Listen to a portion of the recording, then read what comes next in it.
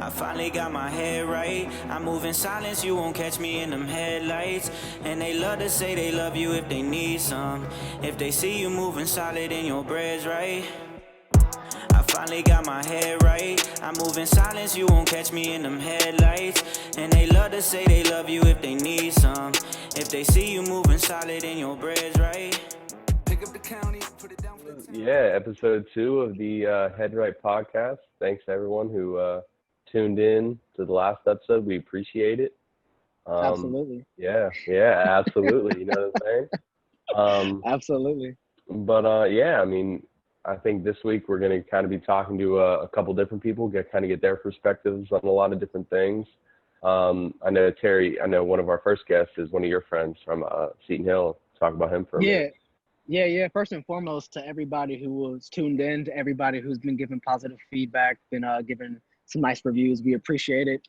This is something, like I said last week, we're kind of just putting it together day by day, man. We had some mistakes, some sound mistakes, some said absolutely at least 10,000 times. At least 10,000 times. Yeah. But yeah, the crazy thing about that is, though, bro, like what I've noticed, especially this week, people started moving, bro.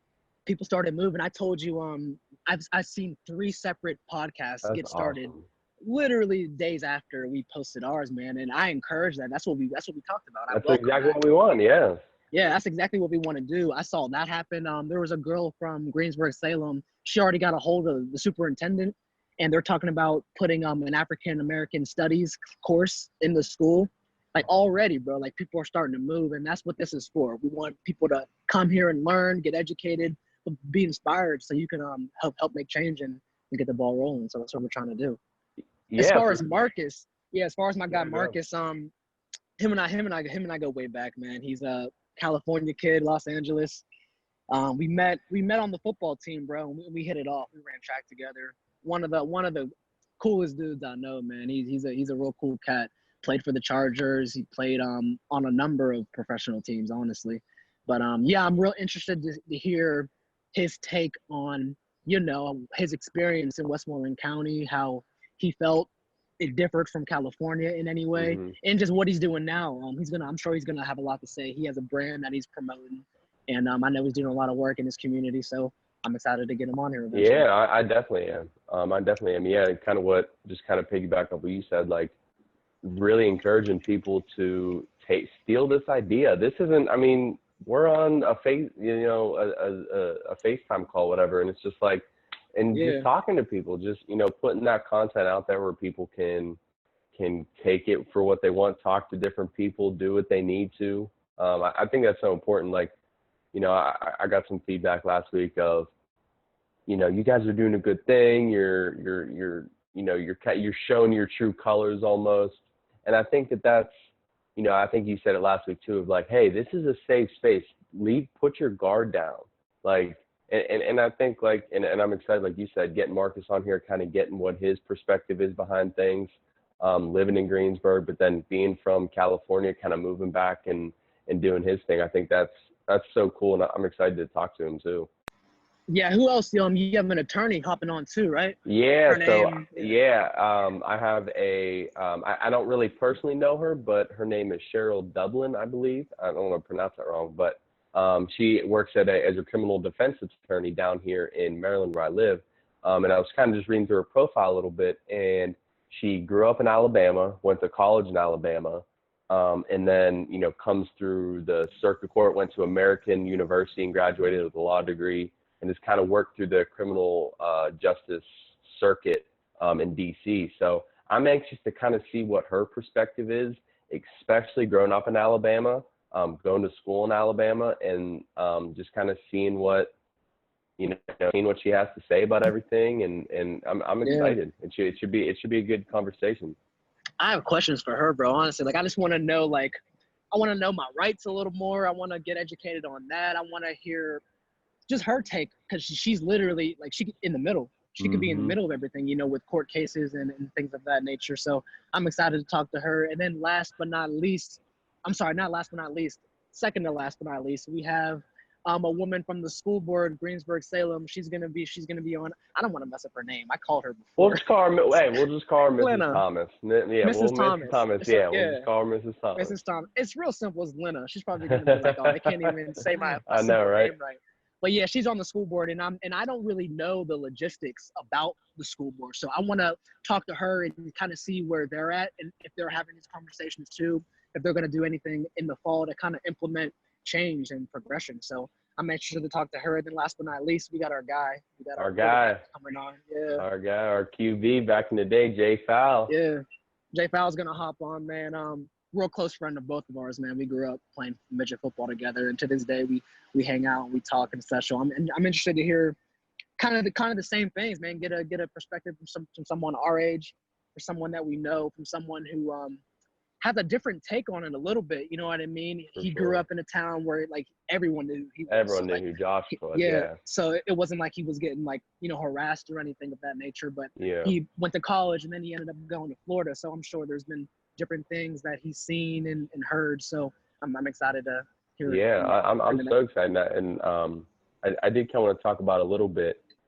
Kind of with Sheryl when she hops on, is just kind of, you know, looking, like you said, know my rights a little bit. And that's kind of one of my questions that I have for her, is specifically, and I'm anxious to see what she says, you know, on basic, you know, what are our rights as people and as police officers too, when you do a basic traffic stop. And, you know, you pull someone over for a tail light or run a red light, whatever it is. What is kind of the law, and how is the law written as far as, okay, a police officer comes up to your door and says, I smell weed.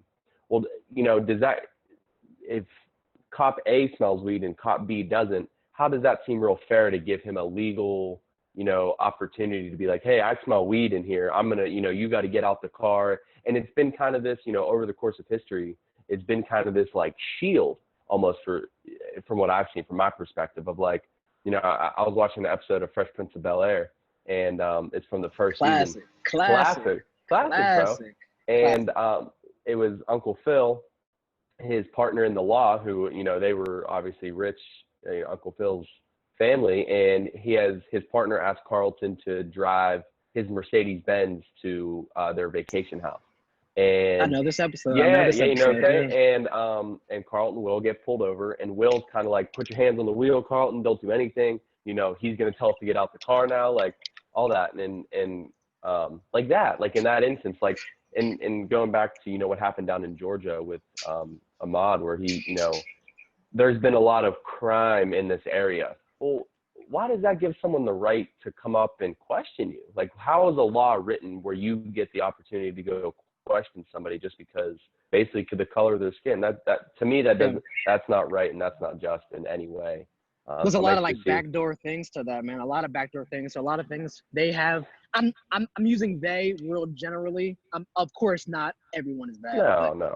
Speaking on the bad instances, mm-hmm. they use a lot of backdoor, you know, things to protect themselves and to do whatever they need to do. I've been wrongfully searched before in my life. You know what I mean? I've been harassed before in my life, not necessarily in Greensburg. Kind of once I got out of Greensburg, those things kind of happened to me. But yeah, just learning the law, bro. And I've always been interested in the law. What's that show? I got Law and Order. Law and Order. Gotta love Law and Order. Yeah, that's a classic. Gotta love Law and Order. One thing that, kind of a quick story too. You know, there was one time, and this is kind of talking on, I guess, my white privilege. I had someone kind of say to me, you know, I'm agreeing with everything that's going on, but I don't really understand I don't agree with the white privilege. And it's just like, wait a minute. And I kind of broke it down, and I said, you know, I told him the story. I said, okay, when I was 14 or 15, I was with one of my friends. Leave names off the record. If they listen, they know who they are. Yeah. We were at Ocean City in the beach, and we were messing around with the laser pointer, messing with, you know, we ended up shining it in a cop's eye. Normal team stuff. Yeah, normal team stuff. Yeah, just messing around. Yeah. Normal. The cop comes up, and, you know, the kid I'm with is black, and immediately blames him. Immediately. Doesn't even question me, immediately blames him. And, you know, at the time, you know, and the friend I was with goes, hold on, I'm not getting blamed for this. It was him. And I was like, yeah, it was me. Like, he's right. But just that instance of like, why? Why did he immediately go to blame him? You know, Yeah. we know why, but like, it's just like that's where I think where you talk about white privilege and you talk about those kind of things of, you know, Mr. Lehman, who was on last week, he wrote a great thing about, you know, there's so many white pedophiles in the world. They don't get lumped in with, you know, just your basic white man doesn't get lumped in with all pedophiles, but over the course of history, specifically black males have been categorized as criminals or, you know, whatever it is. And Thugs, whatever you want to call it. Yeah. Stereotypes. Yeah. And it's just like, that's not, you know, I've been privileged not to have to deal with that. And I think that's such an important thing for specifically white people to really dive deep and to look for when we're talking about these type of things. And just to understand it, you know what I mean? Like, once again, I'm going to bring up Facebook a lot. I've been real active on my Facebook lately, and I've been reading comments. I'm trying not to go back and forth with people, but I've been doing a lot of reading in the comments, and it's like people don't get it. I think they want to use it as an insult. It's not an insult. It's just a fact. Yeah. You know what I mean? It's not saying you have white privilege. It's not like we're coming at you. We're just, it paints a big picture. You know what I mean? And I feel like it's once again, all of this can be very uncomfortable, and they might just feel attacked, or they feel, what do you mean? I work hard for what I got, but that's not the point. Yeah. That's not the point. The point is the exact story you just mentioned right there. You know, examples like that. Exactly. Well, Marcus just joined in, so we're gonna add him in and get this started, and then after.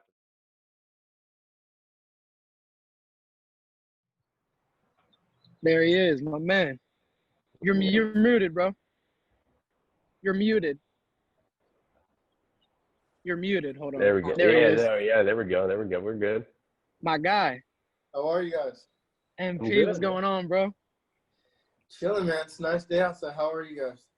Doing well, bro. Doing well. Thank you again for joining us, bro. I really appreciate it. I know you're a busy guy. Thanks for taking the time out of your day. Thanks for considering me. How are you going, bro? I just got off of Instagram. I saw you just got back from a protest. I saw you were with T.O. and a bunch of people. Yeah, they have here in England, he was having a protest with Lisa Ray, but it was more on the injustice of George Floyd, but more on the injustice for Colin Kaepernick. So when Roger Goodell, he gave an apology, I guess so it wasn't suitable enough for, you know, the black community and for, I guess, the rights of Colin Kaepernick of what he was doing.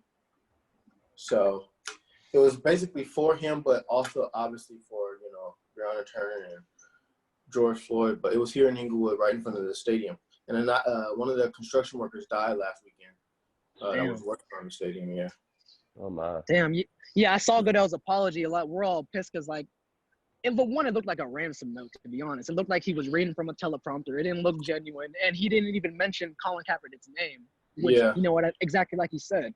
If you're going to apologize for the name. About. So you had a bunch of people, like, wearing Colin Kaepernick, like, either jerseys or shirts or hats. But obviously stemming from George, but stemming from Goodell's, because, you know, he's an NFL guy. So it was basically what it's for. So more of a 50-50. For sure. So a little introduction. For people who don't know, Marcus, he's a very, very busy guy. He has his own brand. He's wearing a shirt right now, Prove Yourself Right. Played football for the Chargers, played for a number of professional teams. I met him in Greensburg, Pennsylvania at Seton Hill University, bro. And what I wanted to kind of start the discussion with today was, what was your, most of the audience is from Greensburg, kind of what was your take on Westmoreland County being, you know, dropped right in from California, never being here before since that moment? What was your take on those years you experienced there? Yeah, it was way different because coming here from Los Angeles is very diverse. So you have, you know, Hispanic, white, Korean, just every diversity of, you know, melting pot here in Los Angeles.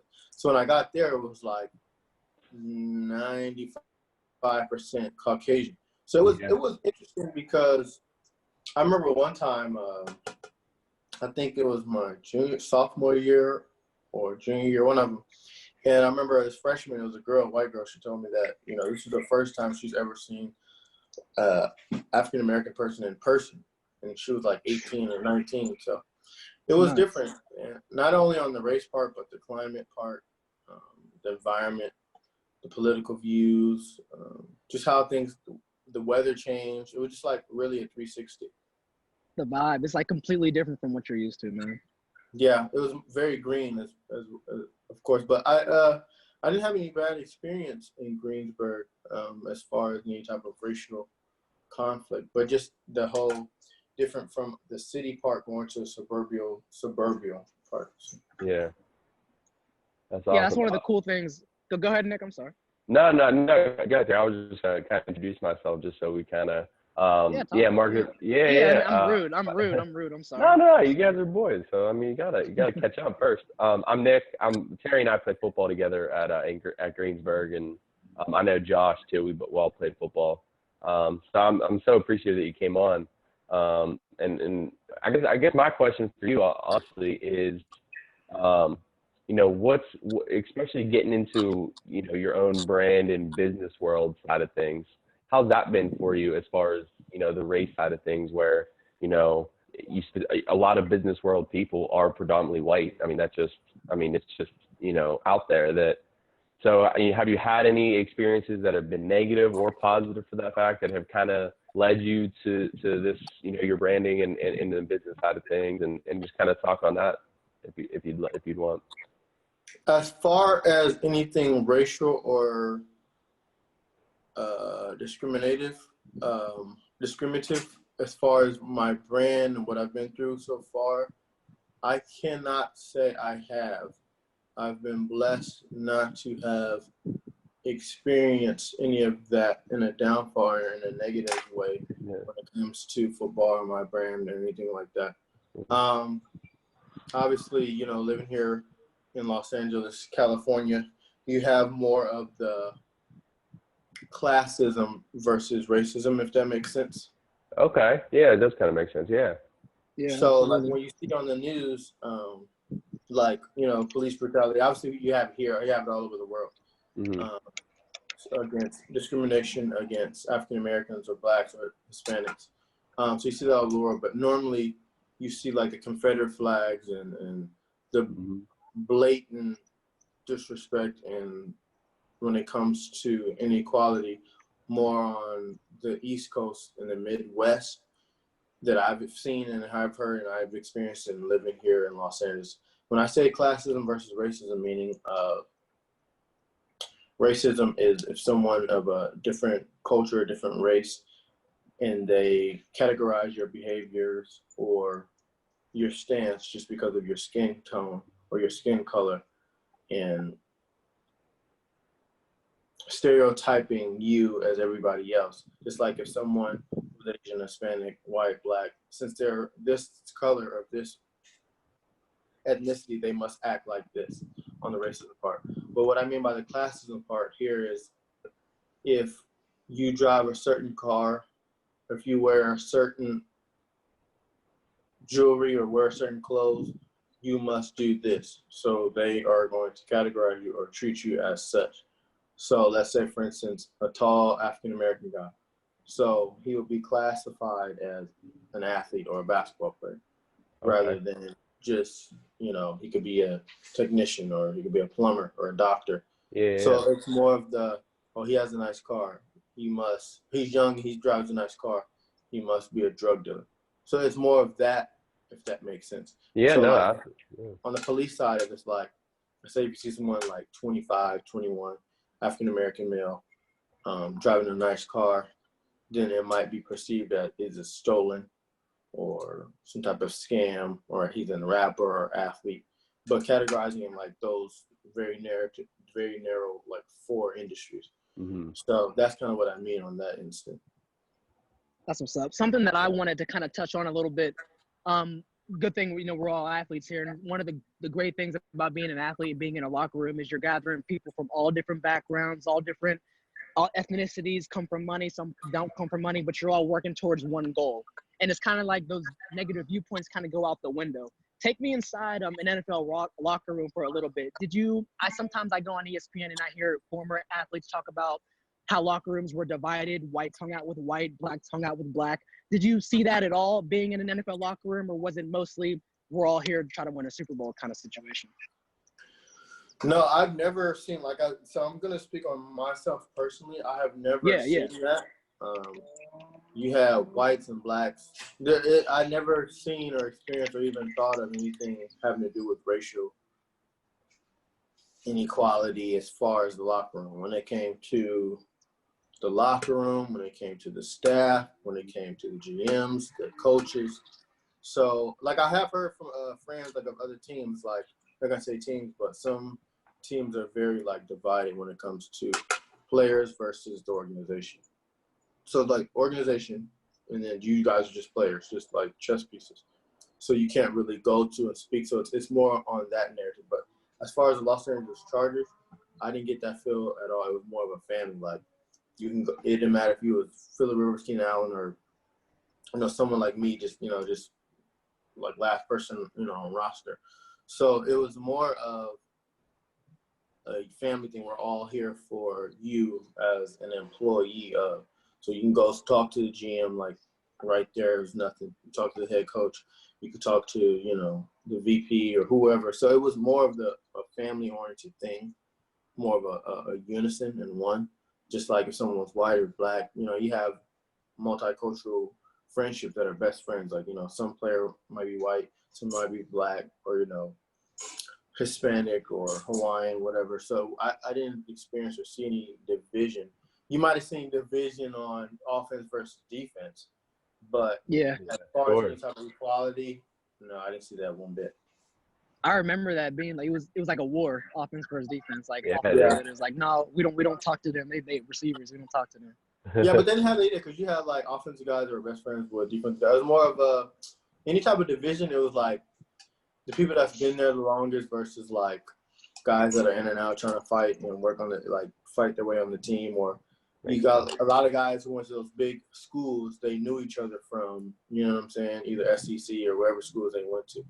So if someone went to Alabama, because you had a lot of guys from Alabama, so obviously they'd all hang out because, they went to college together or they played each other. So that's kind of, but as far as any type of racial inequality, no, I didn't see any at all. That's what's up. I wanted to touch with you. Are you doing anything back home, kind of with your brand or with yourself personally, to try to to progress it all? Are you trying to educate yourself? Like I know I am. I'm doing a lot of reading. I'm doing a lot of I'm talking, a lot of conversating, trying to get the word out, and just trying to progress in any way possible. Is there anything you're doing back home actively to try to make some change? I think me personally, I've had a view from a Los Angeles view, an East Coast view, a Midwest view, also living in London, so a European out of the country view of inequality and racism. It's very different from America. A lot of things are very different from America. As far as what I'm doing as this, to me personally, I think all cultures know exactly what's going on. It's just being blinded of understanding and doing something about it. Mm-hmm. So let's say, for instance, if somebody in front of your house is getting robbed or beat up, then you're probably like turning off the lights or saving your kids or like telling nobody to go outside to protect and save yourself because it's not really affecting you. So instead of going outside helping or calling the police, you're more worried about yourself and your family. So that's where everybody was getting blinded. So for me, I'm spreading the word as much as I can, also as social media, protesting. But personally, I don't think that no one is blinded about what's going on. I don't think there needs to be any type of education. I think, if you've been living, more than 5 years of your life, you should know whether they're right or wrong. Racism is not, you're not born racist, you're taught it. So if your parents, your grandparents, your uncles, your aunties perceive a racist or something as something not good, then you're going to grow up and say, well, it's not good because, my parents said it's not good. So that's how hate is recycled. I think, white people or Hispanics or whatever race knows exactly what's going on. It's not just, let me step in your shoes and understand. I mean, the white privilege, or you understand police brutality is just speaking up for and stepping out of your line, your comfort zone, whether it's either losing your job, customers, family. So I think the education really needs to go towards the judicial system and the training of police officers and the psychological aspect of recruitment of police officers, because since forever, but once it started to get recorded of, African Americans losing their lives due to police brutality, it hasn't slimmed down. It's been drastic more and more and more, even with camera. So you're saying that, nothing's going to happen to me, so I could just, kill someone and be okay. That's the thing. So it's like you're hiring all these cops or, military or police per se. Like, let's say you have a 6-week course, 6 months course. I don't know how long it takes to be a police officer. But if you're not seeing like 6 months, yeah. But if you're not seeing any repercussions, then it's just like, okay. So it's just the hate that you built since you were younger.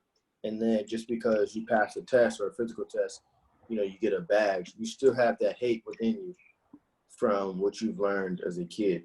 So it needs to be more of the training and the repercussions of the police training and the recruitment. So they need to change that first and foremost, to me. Like I said, education is good as far as knowing things, but we're not blind. So all cultures and all ages know exactly what's going on, the difference between white privilege and black privilege. Mm-hmm. So it's just tapping in with self and really understanding. And like you see worldwide, like you see a lot of Caucasian men, women, and children, Asian men, women, and children, Hispanic men, women, and children, stepping in the gap and holding yourselves accountable to support, Black Lives Matter. And you hear what you say, all lives matter, but those are the ones who are not getting it and being very shallow and closed-minded. And so that goes back to the history of what they learned when they were younger. And it's not about all lives matter. It's more about the Black Lives Matter, meaning like all lives won't matter until Black Lives Matter. So if it's all lives, you can't discount Black lives, who are the really ones that are suffering. So I do commend truly, truly, truly the men, women, and children that have been protesting and staying in the gap for, men and women like myself who's off Black or brown. So I've been seeing that the last almost 24 days now worldwide. So that's pretty good. It's been cool to see, honestly, just like how everybody has come together and the energy that's going around. It's like, it's cool to see. It's a tough battle, but it's cool to see, the people who are in it to try to win it. So. It's more adjusting toward, instead of, in history you heard white versus Black, but it's everyone versus racism. Yeah, I love that. Absolutely. I love that. That's a clip. That's a clip that's going on the gram, right? Yeah, That's definitely a clip. But like you said, bro, like I don't think there's room for bad cops. There's not room for that. Like the training needs to be longer. I don't really know the logistics side of that, but 6 months, I don't think that's enough time to know the law. I saw Denzel posted something that, police officers need somewhere between like 800 and 900 hours of training, but like to be a barber or like a hairstylist, you need like 1,200 hours of training. And I don't know. I don't know if that's an accurate statistic or not. I mean, it might differ in some places, but if it is, like that's mind-boggling. Like that's insane. That should not be how it is at all. And just like, the difference between right and wrong, like, you can't kill somebody or just because you can't discriminate but they're giving so much, like when people, I'm not saying all cops, because not all cops are bad. There's always like that one employee or that one bad apple, but you're making so much money. When you get a badge, they start, feeling entitled and feeling, I guess, just above the world for some reason. And I don't know why that is or why that's depicted. But once you start giving out repercussions for your actions and not just sick leave or suspension or they can get unemployment, whatever, once you start holding men and women accountable that who are police officers or not even just police officers, the one above them, the lawmakers, Supreme Court, the laws that are passed, that if you see or feel endangered, all you gotta say is, I felt endangered. He had such and such. And if it's you and your partner and one suspect and no witnesses, obviously they're gonna say, well, he has something in his back pocket, because they're gonna save yourself. Once they change all that rule and those laws, and now you're like, well, I can not only just lose my job, but I can get the death penalty or go to jail for first-degree murder. Then I'm going to start thinking about what the hell it is I'm doing.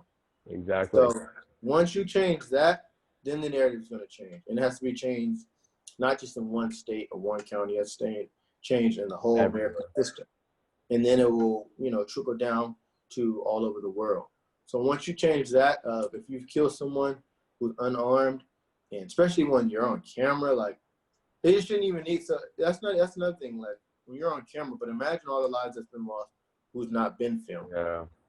And it's 2020, so Exactly. imagine since 1960, 1950. So we're capturing maybe A small percentage, 4%, but the other 96% is unheard of. So once we attack that, and once you get those repercussions and those penalties, loss of Social Security, loss of pension, it has to really sting. Once the people who aren't affected, once the people who are not affected are affected, then it's going to wake some people up. So I understand and I love the protesting, and we're changing things, we're bringing notoriety. And like you said, it went from third-degree manslaughter to almost first-degree murder, and all three of the cops being held accountable. So if we weren't protesting, none of that stuff would happen. Just been another, situation. Another one, yeah. I think, like you said, like I'm saying, the police training, the psychology of police, the recruitment, because like you can say you want to be a police officer, we're looking for a police officer. I never thought about it. I have nothing else to do. I haven't graduated from high school. I just graduated from high school. I just be a police officer. And then 6 months later, cool. So it's like you're not attacking the root.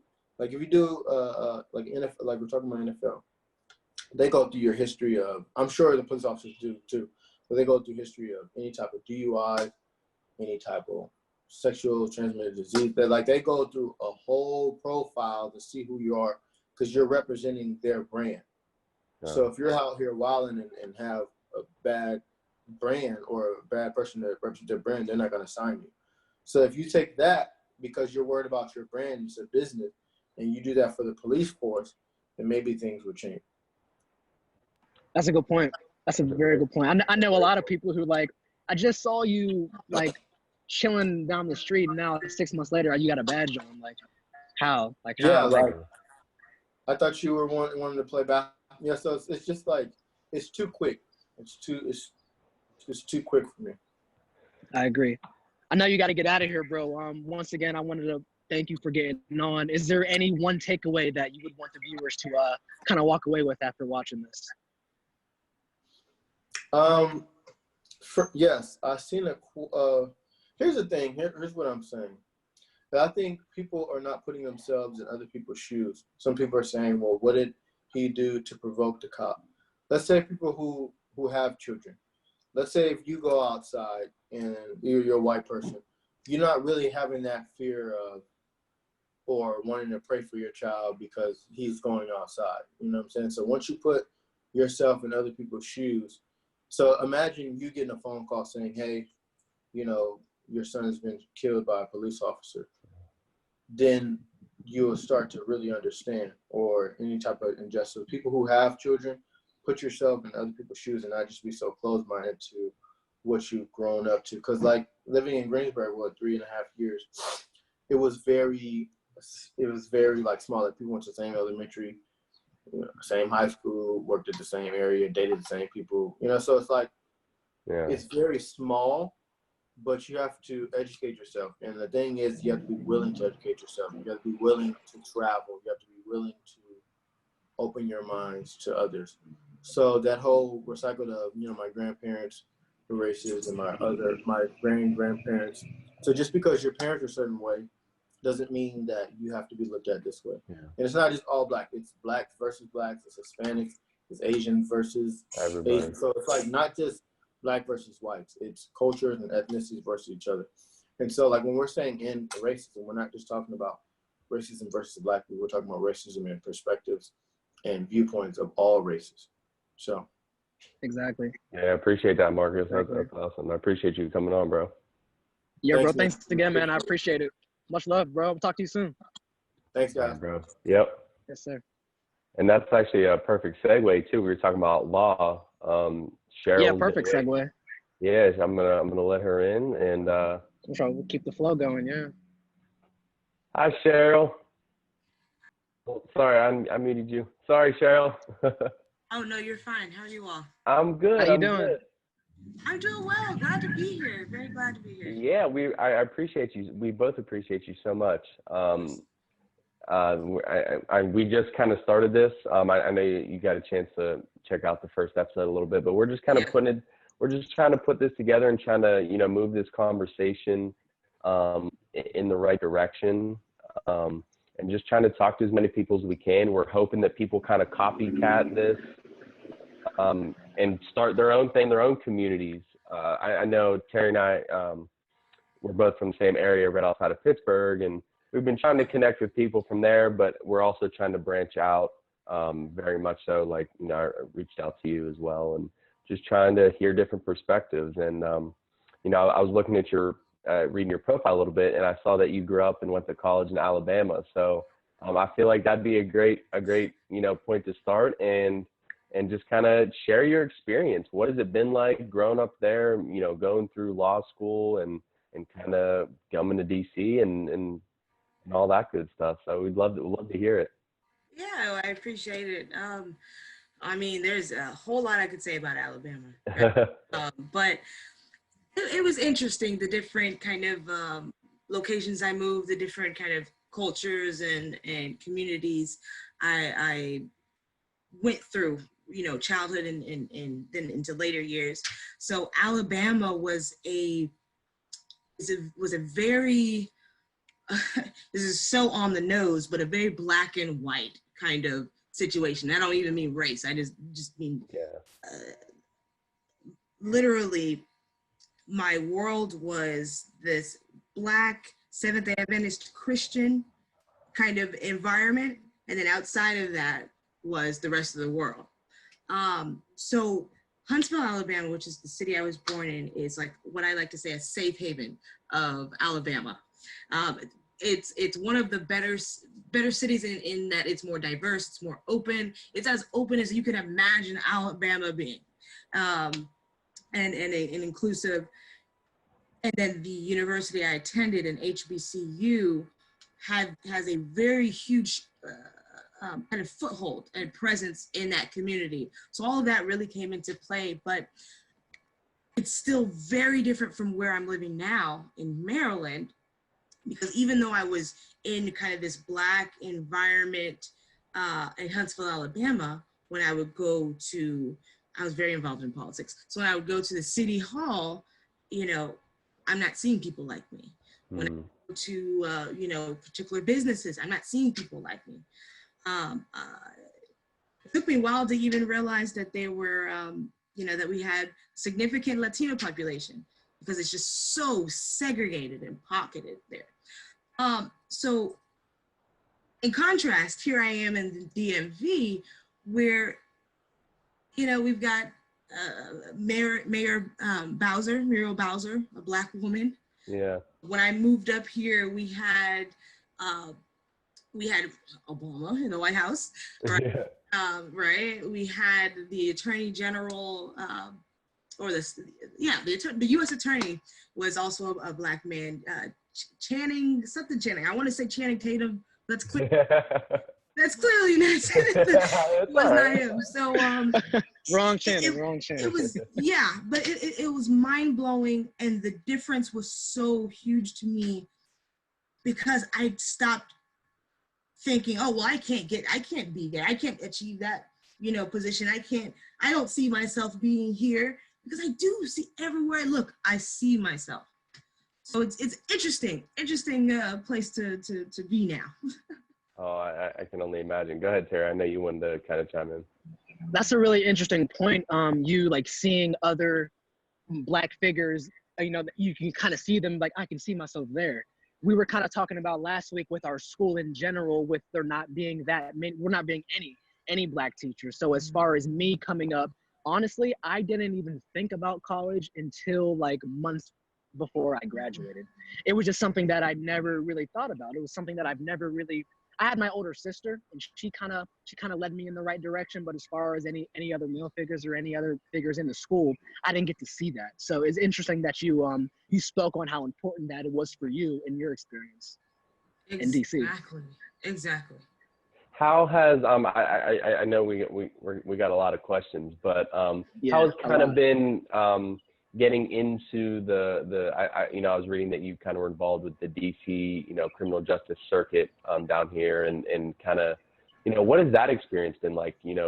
Cases that you've seen, people that you've met. Have you had to deal with any discrimination towards you for being Black and being a lawyer, where as far as the vast majority of lawyers in America, as you see it, the numbers are outstanding of comparison, but just kind of what has your experience been with that, and any stories that you might want to share? Yeah, thank you. So DC, I have less experience with now. When I was in law school, I spent a lot of time, U.S. Attorney's Office. I clerked for a secret court judge, as they call them, in the U.S. District Court. Since I've been practicing, it's been in Maryland. Okay. It's been right, but anyway, still to answer your question, I have dealt with much less, at least blatant racism than I would have expected if you had asked me to predict it 5-10 years ago, definitely before I moved up here. But there are things that rear their head. So one kind of funny example, I was sitting on a jury trial. This was my first jury trial. I second chair, and this was a closing statement. Our client was this young Black girl with beautiful, beautiful hair that she had pulled back in a ponytail with a nice little puff in the back. Gorgeous. She's clearly a child, right? And I'm clearly an attorney. I'm sitting next to her, and my co-counsel sitting on the other side of her. And the prosecutor, she was upset because her witnesses could not identify my client as the person who had committed the offense. So she points over to us, myself and my client, and says, of course, the witnesses couldn't identify her. You've got two, she didn't say Black, but she said, you got two young girls sitting over there next to each other with bushy hair. Oh. That was her mic drop. I don't. Wow. It's nuts. So, nuts. It was weird. So the judge, of course, had to go and tell the jury, look, she's a grown woman who's an attorney who got barred in such and such a date. No one's planning her to confuse the jury. It was a weird moment. I don't think that prosecutor was racist, but I think she was trying to play off of a racial thing. I'm sure. So. I had a quick question that I wanted to kind of get. It's kind of a terrible transition, but I wanted to ask you this. What I've been trying to do personally since, I wouldn't say since this has happened, but something that I've been trying to do for a number of years is to educate myself on not the whole law, but just what I can do and what I can't do. What's something you would want Black men, and not only Black men, but also Black women, to know and to understand when it comes to the law, and maybe interacting with police? What's something you would want us to know and understand and be confident with? Yeah, that is such a hard question to answer in a short way. Yeah. Because there's nuance to everything. But what I would say is get the phone number of an attorney, save it in your phone, memorize the number. If there is any doubt in your mind whatsoever, call that attorney and ask. So I think I deal most often situations where everyone knows Fifth Amendment. I plead the Fifth. I have the right to remain silent. But when it comes down to it, it's such a hard stance to stand strong on. When you got these officers lined around you, guns on their hips, they're all around you asking you, to prove that you're innocent, essentially to clear your name. Everybody who's innocent, especially people who are innocent, every part of them wants to go and defend and show why I'm innocent, why I should not be in this interview, right? And so they start rattling off at the mouth, and cops are great at their jobs, and their jobs are to find evidence. If you look hard enough, you'll find something anywhere, even if it takes making it up. or misinterpreting it. So it's always better to just avoid those situations. Talking to an attorney can give you the confidence, though, to even consider saying, "No, what, officer? No, I don't want to talk to you." Right? Even though he's got a gun on his hip. Another thing, same thing is with the searches. You don't have to let an officer search your car. If he can do it according to the law, he's going to do it, whether you say yes or no. But if he can't and he's giving you a choice, I mean, unless you just really want him going through your car, say no. Yeah. Say no. You have the right to do it. And I'm telling you, I love to do it. I don't charge people to sit there and convince them. It takes 30 minutes to just hush or to say no. I don't mind doing it because it saves, there's so many things it saves. It saves emotional energy. It saves time, you know, and then hopefully it also saves a conviction, you know. So the biggest thing I would say is get to know an attorney that you can trust and talk to that attorney. Yeah. Well, I'm glad to be meeting you today. I'm gonna need some contact information when we hang up. Yeah, well, I appreciate that. That kind of goes right into my next kind of thing that I wanted to kind of ask you. You said about searches. Something that, you know, we see a lot of that it's on video now, and we see a lot of this stuff about, you know, I just watched this video yesterday where this, you know, cop comes up to the window for a taillight, and we've seen it, you know, over history. I guess my question is, what kind of gives, and like you said, if they're going to do it, they're going to do it anyway, but like what kind of, the law side gives them the right to kind of be like, you know, I smell something in here, you know, get out and step out. Is there something that you know, especially African Americans can do, and anybody for that matter, just do to kind of say, to be like, whoa, this isn't right. This isn't what should be happening right now. Mm-mm. On one hand, you have to do it. In most contexts, doing what you're being asked to do by an authority figure so you can get out of that scenario is probably a good default, right? Mm-hmm. When it's the context of officers, and then especially the context of race, it gets to be a lot more nuanced and convoluted than that. And I don't think we have all day to talk about that. Yeah. But my default as an attorney, my default thing is obey the officer. If you're given a choice, take the choice that's favorable to you. But if he's not going to give you a choice, the place to fight is not there on that street. That's not where you fight. You hush, you cry later when you're at home, and you punch a wall later at your home, and you call me, right? And then we deal with that in court. So compliance, when it's necessary, is necessary. There's no point in arguing because a cop is going to do what they do. A cop is a human being, right? So if they're going to get upset, they're going to get upset, and then there's nothing productive from it. So complying to what they ask, get out of there, then call a lawyer, then go call and complain on them, right? The other piece of that is know your rights, you know your rights. Be confident in your rights. And yeah. No, Call a lawyer. I hate that that's my answer, but I mean, as an attorney, really, my answer in all stretches is just like, no, go to the professional, go to someone who knows, because these situations are so sensitive that one misstep can cost a life, yeah. A life. Yeah, right. Real quick before we kind of, I want to fill you in on what we're gonna do next.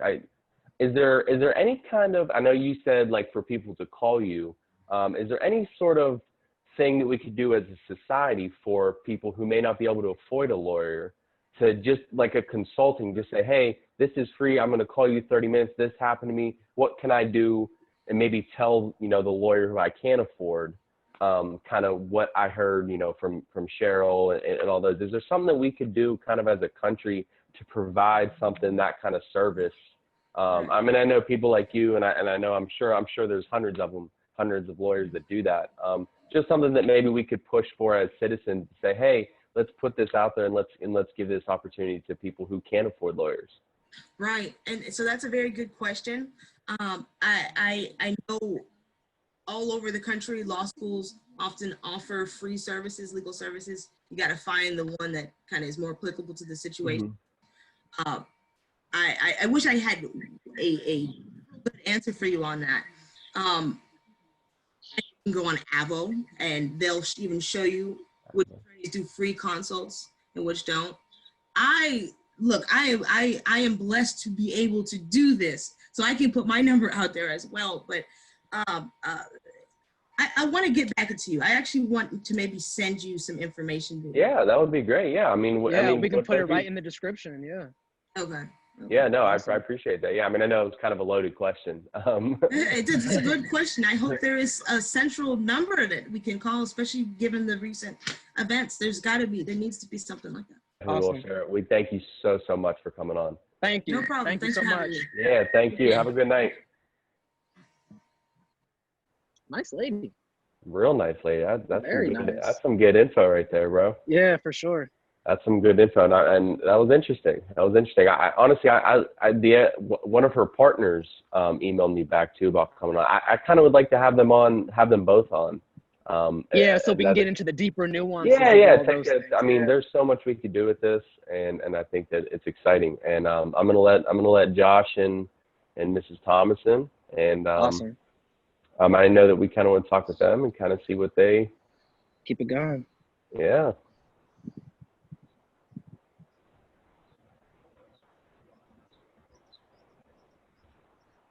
Going on? Hello, everyone. Hi. How you doing? Good. How are you? I'm good. Thank you for getting on with us. I appreciate it from the bottom of my heart.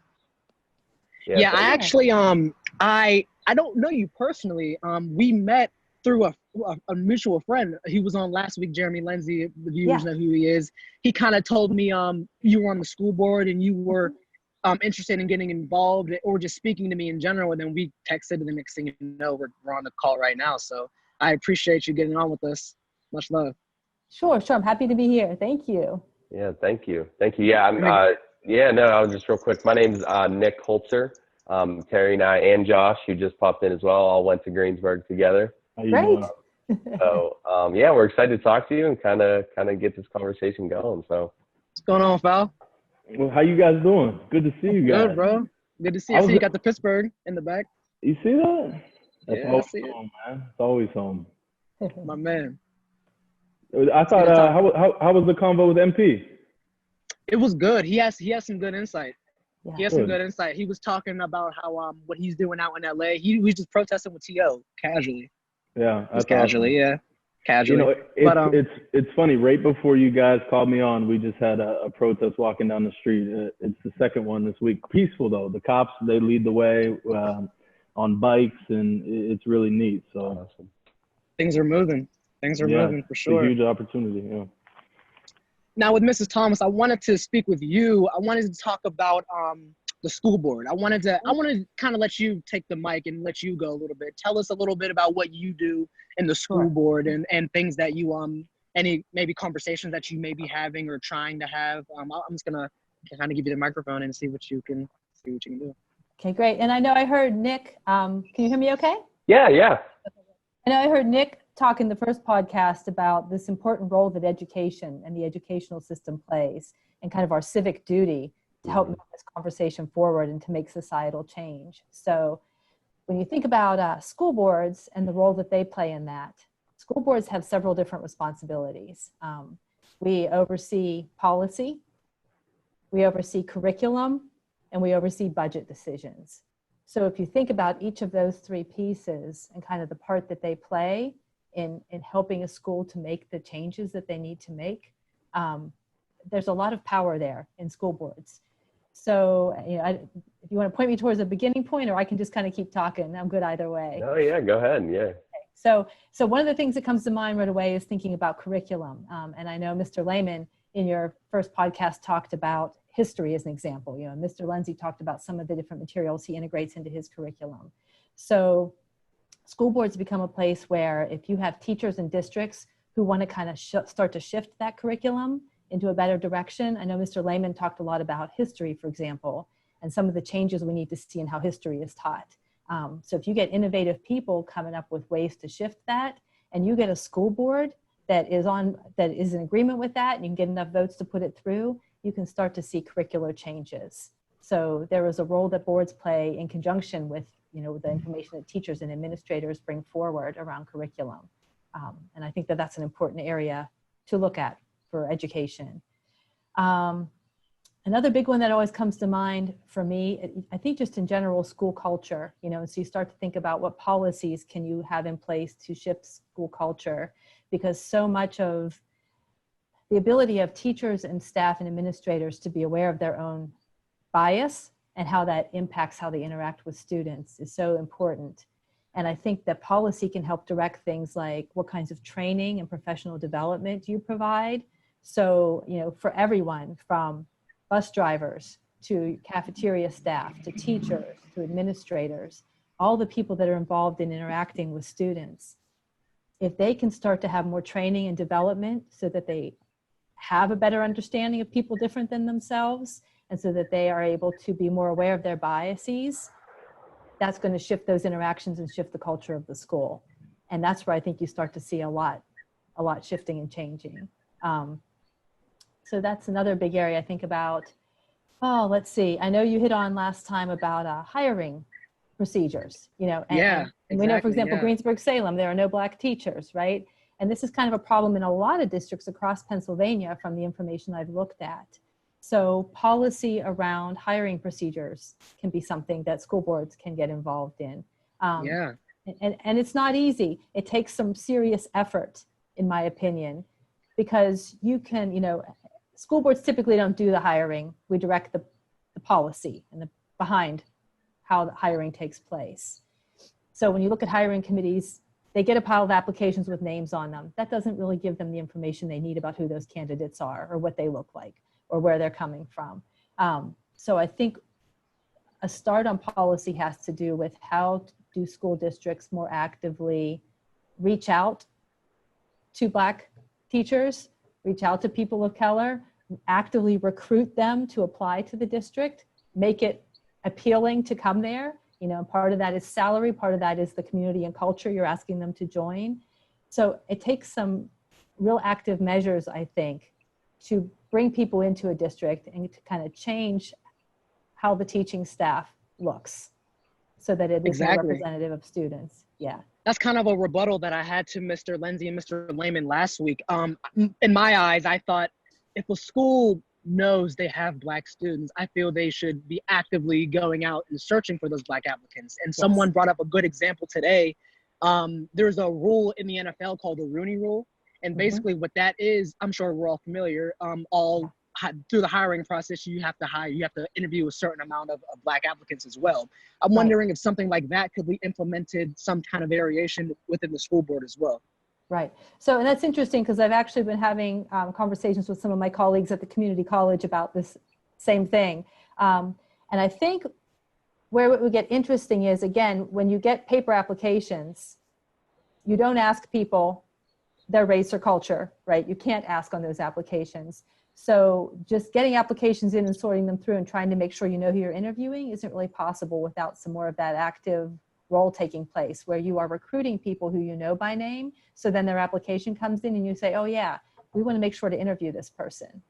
So does that make sense? It does. So exactly. Yeah. So I think for something like Rooney Rule to work, there has to be a different process behind how those applications come in the first place and better knowledge of who it is you are recruiting to apply for jobs and for positions. And I think part of that could even then go back to how do we work with colleges and universities and start to get more involved with who are your students that are in education, as their field of study, and how do you start to build some relationships there so that when it's time for them to job search, they're like, oh yeah, I remember I talked to that person from Greensburg-Salem or Hempfield or Jeanette. I'm going to apply there. They know my name. So I think it requires some extra work and extra kind of proactive outreach to get to a place where that could be effective. But I think it's what we need to do. I agree. Are these conversations that you and other members of the school board are currently having, or are these just beginning thoughts? So a lot of this is a thought process I've been going through. There have been there's definitely been a start to that kind of conversation. I know there's been a conversation about look at our teaching staff and how do we change this? You know, how do we get a more diverse teaching staff? So kind of that conversation has opened up, but in terms of getting at the policy and procedures that would get it where it needs to be, those would be some next steps. Yeah. Josh, I kind of wanted to hear what, I know we brought you on. I kind of wanted to hear what's your take, you know, of being in Greensburg is. I know you kind of have a little bit different of perspective because, you know, we all knew you were the quarterback, you know, you grew up here, but just kind of, you know, your experience and then kind of, you know, shifting that towards Florida, you know, what are some different things that you've noticed here, you know, down there that maybe you didn't up in Greensburg, and just kind of share your experience in that. Yeah. Is the headphone, can you hear me okay? Yeah. Yeah, perfect. I think I watched last week as well. I know we talked a little bit, but I think Terry hit on it last week, and my experiences are very similar. And I have to be honest, I can only see it through my eyes. So anything I say here is, I'm not speaking for anyone else. I'm speaking obviously strictly for what I've been able to experience. And I think I've had 2 encounters my entire life growing up in Greensburg that I think have been because of my race. I don't know if it's, you know, because I'm light skinned. I don't know if it's because I was an athlete. But there's really just 2 that come to mind that I truthfully don't feel that race played a huge role in my failures or my successes. And I say in that town because I had a unique opportunity where I grew up there. I played Pee Wee ball. I went to school there. And then I transitioned into college where I decided to, again, play ball in my hometown and stay in Greensburg. So I got to see both sides where I saw it as a little kid, and then I saw it as, you know, again, not a grown man, but, you know, at 21, 22, you're pretty developed in a sense that you can understand what's going on around you. And I just think back in college, again, we had an African-American coach. He was our head coach. He was a Christian guy. And, you know, he is really, I give him a lot of credit as being a mentor to me, because we would go out into the town, and the community service that we did in Greensburg it was crazy how much we did. I mean, there was times where we're like, man, coach, we don't want to volunteer anymore. But the feelings that Greensburg and the community, when we would go walk a mile in her shoes, or we would go give food at the food bank, people were taking pictures with us and receiving us well. And I can honestly say you can't find a more diverse group of people and cultures than a football team, and especially a college football team, because coaches care about winning and they go find the best players. And a lot of times, I would say almost every time, it doesn't matter about their skin color, their background, rich, poor, that doesn't matter. I would truthfully say that I feel that in Greensburg school district, I think politics was a little bit more that I felt it wasn't overwhelming, but I would say, you know, it outweighed race for me, at least. Again, I come from a Black dad, a white mom, and I'm right in the middle. So I don't know, you know, for me, I think that there have been certain situations that I put myself in when I was in Greensburg that the consequences were deservingly so. I truthfully don't think that race played a huge part in that. And again, it might go back to sports. It might go back to, you know, I've been playing sports since I was 3 years old. So I've always been around different folks. Yeah. Josh, I real quick, I don't want to interrupt you, Terry or Josh, but I actually had a question. You touched on something, Josh. You said politics played a bigger role in a lot of these things. And that's kind of one way to shift over to Mrs. Thomas. I was just kind of hoping if you could, you know, all 3 of us have known personally, you know, a lot of people who have been on the school board. They may not be now, you know, I'm going to leave names off. And I could personally say I know several people who, I'm not going to say that they, you know, I'm not going to say that they may look at it, you know, people of different races differently, but I can honestly say I know personally a couple people who have been on there that, you know, if you have a, you know, a Black candidate for a teaching or even a coaching position for that matter, they would be ones to probably not look, probably look away. And I'm just curious to see if you could kind of peel the curtain back a little bit as far as like what goes into those kind of discussions, what kind of goes in, I mean, not any details about, you know, specifics or anything, but just kind of those discussions that you guys as a school board have, you know, about hiring, about all those different things. Is there a lot of back and forth? Is there a lot of, you know, I want this way, you know, that sort of thing. So I'm just kind of curious as to what that experience is like for you. Sure. And I'll try to, I can talk to my experience, but also to kind of like the broader experience of, I think, what happens with almost any school board. And certainly the composition of even the board that I'm on has changed in the time that I've been on it. So I think some people find their way to school boards for, they have specific concerns, right? Or kind of specific agendas, and they want to focus in on those things. So some people come in ready to take a stand on their particular area of concern. Other people kind of come in with more of a general sense of, I want to get more involved. I think I have something to bring to the table, you know, that is kind of like my specialty. So you get this real mix of people. In terms of who can be on a school board, if you are over the age of 18 and you live in the school district, those are the qualifications. So truly, which is in a way great, but in a way sometimes makes things more challenging in terms of how board members interact. And again, I'm talking in the general sense. So I would say, when the discussions get heated, they absolutely do, because you get people with very different personalities, different perspectives, and in general, people who care a whole lot.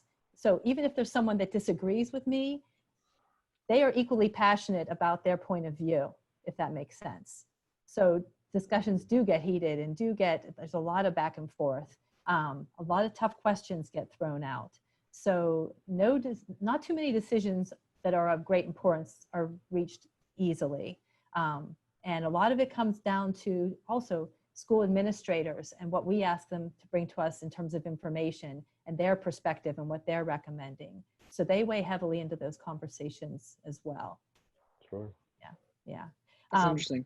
Yeah. The other point I would tie back to it is very much something, again, that you guys talked about the first time, why it's so important to get out there and vote in local elections, even down to something as, you know, as simple as a school board member and how much that impacts what happens in your school district, because that impacts the entire community. You know, what happens with those decisions impacts everything. So another thing I think a lot about and I hope for is on a board like Greensburg-Salem or any local school board, that there needs to be better representation in terms of board members. So to have a little bit more diversity, to have people of color on school boards so that they are representing different points of view and different perspectives. And I don't think we see enough of that. I don't either. Yeah. I could be wrong, but I believe there was someone running for the school board in Greensburg a year ago. Am I right? Yes, there was. Yeah, I thought so. Yeah. I thought so. And I don't believe he made it. Am I right? He did not. I wish he would have. Yeah. Again, I think we need more different voices at the table and different perspectives at the table. I agree. Yeah. Josh, I wanted to kind of transition to college, bro. We have a very similar high school experience, and then we ended up going to the same school together. Let me talk about it a little bit. I know being in Greensburg, we were around all, if not all, white people. And then once we go to college, that's kind of where it was my first experience of hanging out with a lot of people who looked like me. I don't want to say I found myself, but I learned a lot about myself in different cultures and different things of that nature. Did you have kind of an awakening being on the same football team with me in that sense? Or was it kind of just, or was it not like that at all for you? No, I'll tell you what, Terry. Since, you know, the video came out a couple of weeks ago, right? I've really been thinking deep into a lot of different things, right? And I thought about my friend group that you just talked about playing football with. You know, believe it or not, we had a lot of kids of color on that team. We had a lot of kids that we hung out with that, you know, I mean, you could run through them. Julian, Jared, Kizzy, Javon. I mean, I could go on for days, the kids that we hung out with, of color, we'll call them. Yeah. But I understand what you're saying. You know, when we got to Seton Hill, you know, there was kids from all over. What I think transitioned a little bit is their culture is different, because the way we're raised in Greensburg, there's not a lot of gang violence. You don't have too much of that going on. In my freshman year of college, I lived with a Blood and a Crip. I had no clue what it was. But they treated me like I was they called me nephew. They brought me under their wing, and I lived with them. So there wasn't, a huge awakening when I got to college in that sense. Was people come from all over, and these different cultures, they may be Black, but the cultures are completely different than what I know, right? And what I've grown up with. Just because he's light skinned, just because he's Black, he has a whole different culture than I do. And that's what I really was engaged in when I was at Seton Hill. Guys from the Virgin Islands, and guys, there were guys from all over, not just the States. That's one thing Seton Hill's good at. It's not just the country. They had guys from all over the world. A lot of them being Black. Seton Hill's very diverse, like you said. And, it was awakening to be able to go play ball with those guys. But at the same time, I think we're discrediting if we say, we did have a good group of kids that we grew up with and played with, that it was diverse. For sure. We were definitely blessed. Yeah, there's a lot of names you thought: Jared, Jules, Javon, Kiz. We had a cool circle for sure.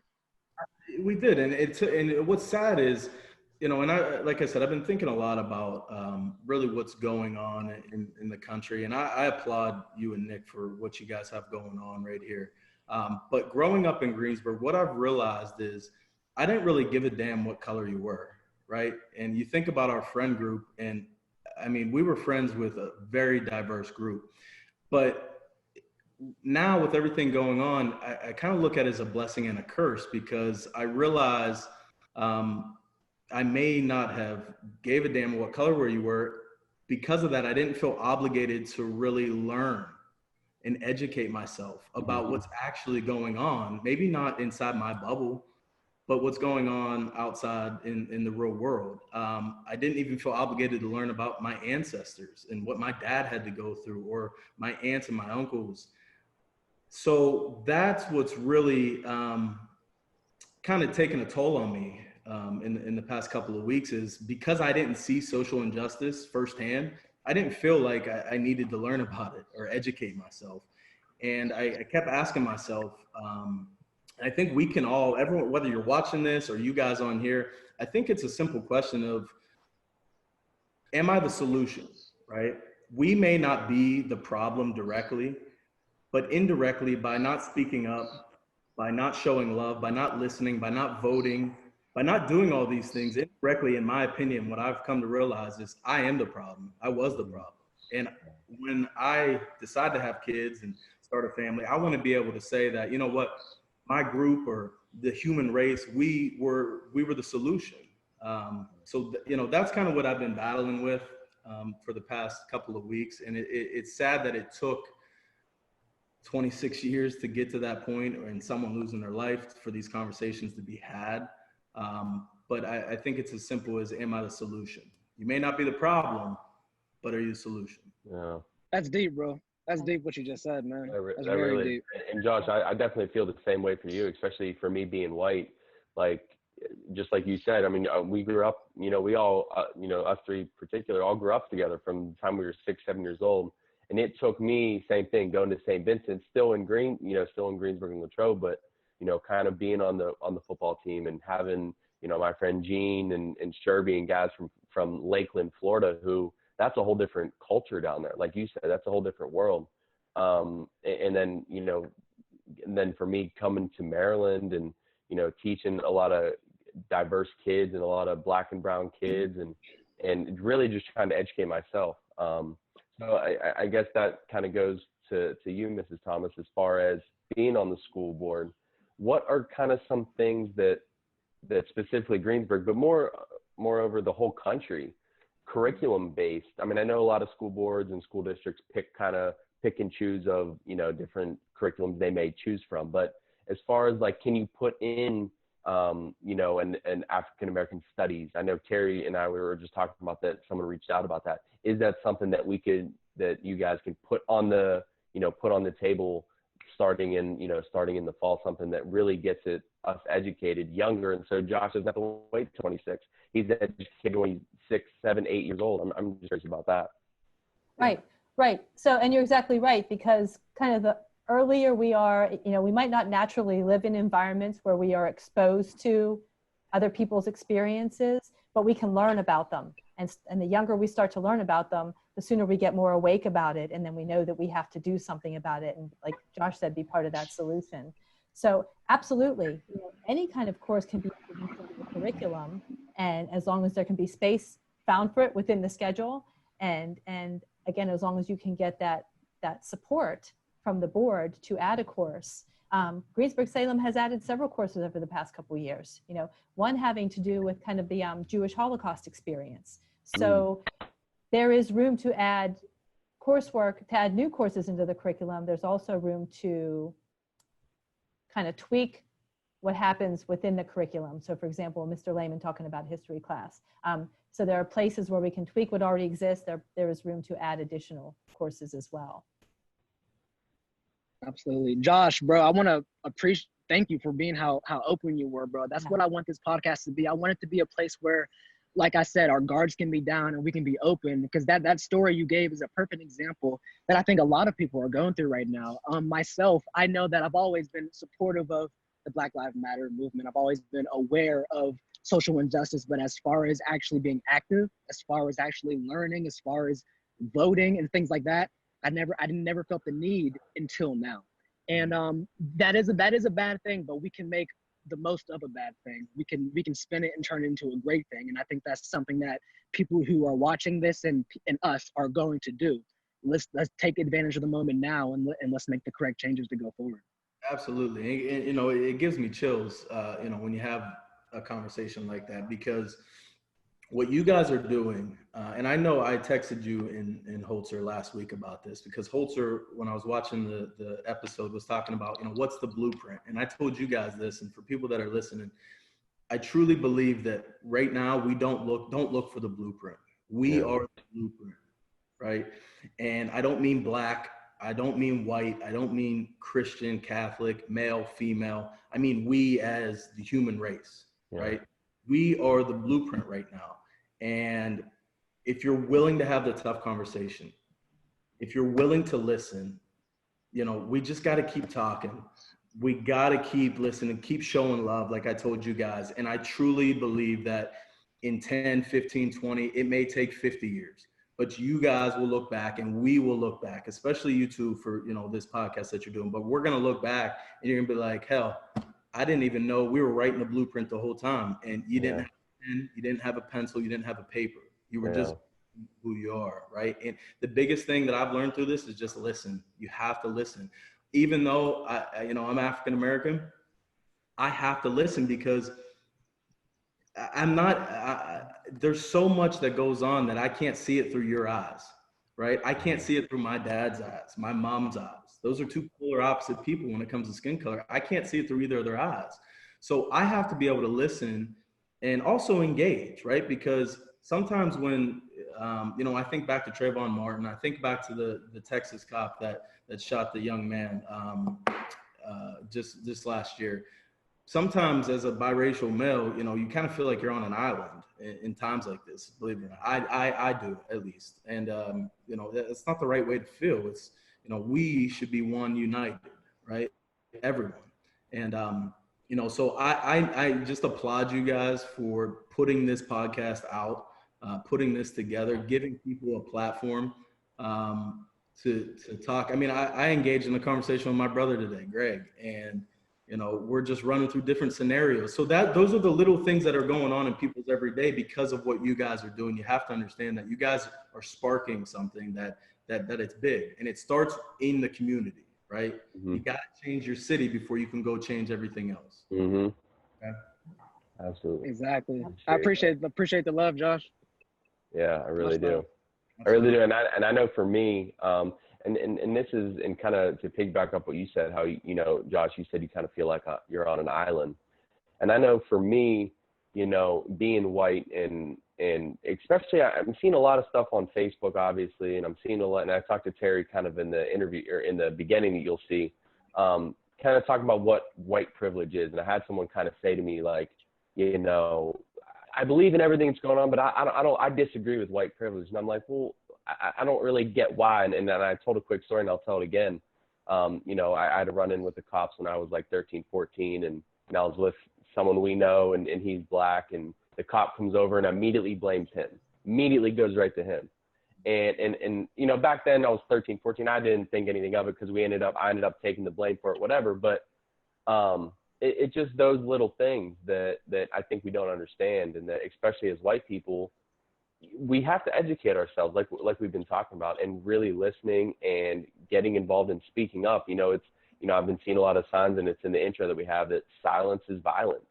That, you know, if you're just going to sit off on the sidelines and not speak up for people, your friends, even if who aren't your friends, right. You know, like I said also in the first, you know, I feel as it's my civil duty to kind of educate and kind of speak up for those who, and I think about all my students. You know, if you look at my classroom picture, there's 2 white kids in it. And then you got me, my big bald head standing in the side. You know, it's funny, I think about it, you know, I'm trying to stand up for them. I'm trying to talk for them, and, you know, trying to teach them right from wrong and all those good things. So, you know, Josh, again, I applaud you for like Terry said, opening up like that. And it's a great thing. I'm glad that we're able to have these conversations. They need to. I mean, they 100% need to. Yeah, you have to be able to open up. I mean, we're in a time right now. I don't know if we'll get an opportunity, and we as a human race, not any, Sure. I don't know if we'll get an opportunity like this again, right? If this is swept under the rug, and you know, from this point on, I don't know if it'll ever change, right? The balance in this country is here, in my opinion. It's way out of whack, and in our lifetime, it may never be here. Right? It may not. That's just the facts of the matter. But it needs to come a little closer to equal. 100%. We all have an opportunity to push that a little bit. Yeah. Exactly. I want to thank you guys. We held you here for a pretty long time. I want to show love and give appreciation to you guys.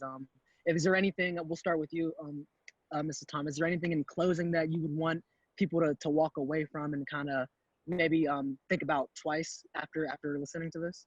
Sure. So a couple things. One thing is, again, vote in every election. Pay attention to what's going on locally. Like, know when you walk into a local election who those candidates are and what they stand for. Ask them the hard questions, which I don't think we do enough of.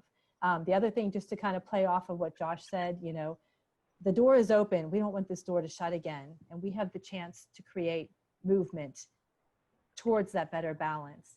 And I think, especially for people who haven't had a lot of exposure or haven't had a chance to get that perspective, we've got to work extra hard to get it. So if it's having the difficult conversations, it's reading everything you can get your hands on, it's watching documentaries, going to presentations and workshops when they're offered. This stuff's going on all around us all the time, and people don't take advantage of it. But every one of those is an opportunity to kind of expand your view and to understand what's really going on in a broader perspective. Because once that shifts you, you can't shift backwards again. And I know for me, it has led me to wanting to learn more and understand more, and then to figure out how I can be part of the solution. So I appreciate that. Appreciate that. You are. Yeah, you definitely are. Making a movement Definitely too. are. Absolutely. How about you, Josh? About you? What do you, go ahead. Sorry, Terry. Dropping fire all day, bro. Give me one more. I just, again, it comes down to you two just starting this, right? I mean, I can't tell you how proud I am, truthfully. And I truly believe that you can't change someone's mind until you change their heart. And I think the only way that we're going to do that at this point is, again, in continuing to listen and engage in these tough conversations. I mean, it's not easy, but it's worth it at the end of the day. And I think that every person you put on this podcast is just a small brick in the foundation that you guys are laying. And so I could speak for, I'm sure, everyone, that we're thankful that you're doing this. We're going to continue to watch and support you. You know, and anything we can do to help this point moving forward, you just, all you got to do is pick up the phone. You guys know that. Yeah, appreciate that. My God. Meeting you. I don't think she heard. Ms. Thomas, it's a pleasure meeting you. Oh, it was a pleasure meeting you too, Josh. Thank you so much. And I feel honored to be here with the three of you, and so impressed by your words. And you are moving me this evening further in the direction that I want to move. So thank you so much for that. I love to hear it. The last thing, man, is let's just challenge ourselves. So, I decided we have 6 months to the end of the year. I'm going to try to read a book each month for the rest of the year that just teaches you a little bit about social injustice. Something, whether it's something my ancestors went through or our ancestors, I want to learn. So I'm going to actually be reaching out to Lindsay for some of his advice. But I'm challenging myself to do that. So I would think it starts with little things, just, again, educating yourself. I know it's the most important thing right now. I agree. Much love. Thank you guys again for joining us. Thank you, everybody watching the Head Right podcast. Appreciate it. Much love. And we're going to keep continuing to get this out to you guys. Much love right back to you. Thank you, guys. Appreciate you. Take care. Peace.